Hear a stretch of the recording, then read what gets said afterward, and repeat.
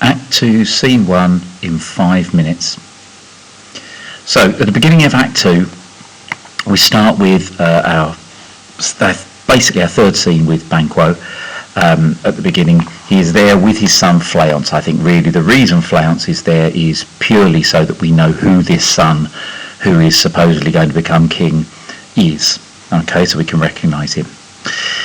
So, what do we look at though? Banquo is there virtually on his own. I mean, just talking to Fleance. Fleance isn't a great deal of importance. But he notices that there is husbandry in heaven. Their candles are all out. This is just like Macbeth and Lady Macbeth asked for. He is commenting that the stars are all out, just as was said previously. So,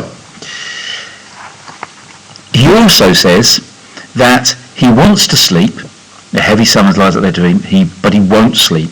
Why? Because of the cursed thoughts that nature gives way to when he is in repose, when he's trying to sleep. Which shows you that he has been getting bad dreams as well. It's not just something that we see Macbeth getting interfered with the witches. The suggestion is that it is the witches attempting to turn Banquo as well. But it does show you that he is under the same kind of pressure. And it's another reference to sleep, of course, which keeps coming through. Okay, so Macbeth comes in, they have a quick conversation between the two of them, which leads to Macbeth basically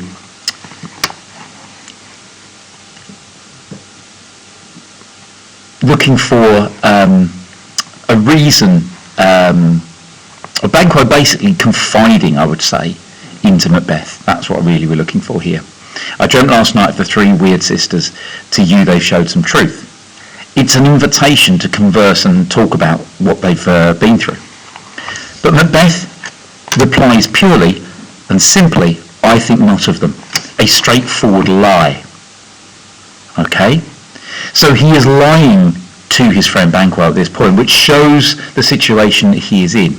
Yet, it then is followed up with this idea when he says, if we find an hour though, I'd like to talk to you about this, if you can grow up the time. Banquo says, that'll be fine, yeah, whenever you want. And then Macbeth comes to this strange line here. If you will cleave to my consent when it is time, it shall make honour for you. So what he seems to be saying is, I've got an opportunity for you. I think we know what it is. The suggestion is Macbeth seems to be testing the water, as we might say, with Banquo, seeing if he might be interested in joining him on his side. But I think more interesting in the fact he's doing that is Banquo's response down here.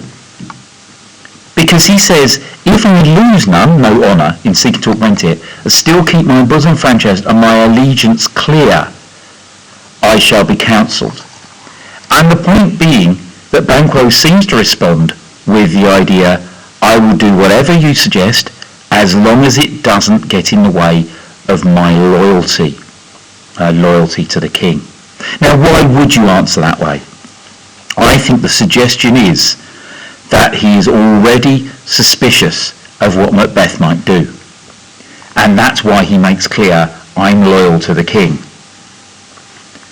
Macbeth takes this, and that's the end of that. That leads us then into Macbeth on his own in his second major soliloquy, the dagger speech as it's known. Now the thing about the dagger speech is it's not actually got a huge amount in it. The majority of it is just his back and forth. He sees this dagger in front of him, floating away in the air, and it's leading him apparently to murder Duncan. And he's aware, of course, that's what he's going to do himself. He's going to use his dagger on him. So his question is this happening in his head? Is it a dagger of the mind, a false creation from the heat-oppressed brain? Which suggests that he recognises the stress that he's under. Okay? Or is it something, a fatal vision, as he said, sensible to feeling as well as to sight? Is it actually real? Has it actually been placed in front of him by supernatural ideals, supernatural forces? As he goes along, it gets worse. Blood appears on its blade and gudgeon, the two bits that you'd hold and put the blade together. And he comes to the conclusion that basically it's this. Either his eyes are the fools of the other senses, or else worth all the rest.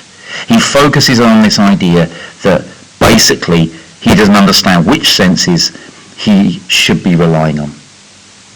Then comes to the conclusion there is no such thing as the bloody business which informs mine eyes, and goes on into a deep conversation here, or deeper reflection here on darkness and evil and things such as this, as though he is being drawn towards what he's going to do by evil, including where he fears that the stones are going to give him away with what's going on. But in the end, he comes to the conclusion that while I threat, he lives. Whatever this dagger is, while I talk about it, he's still alive.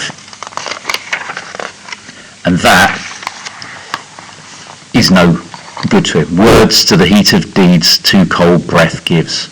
Words cool down the heat of deeds. Lady Beth rings a bell. He says, time for me to go.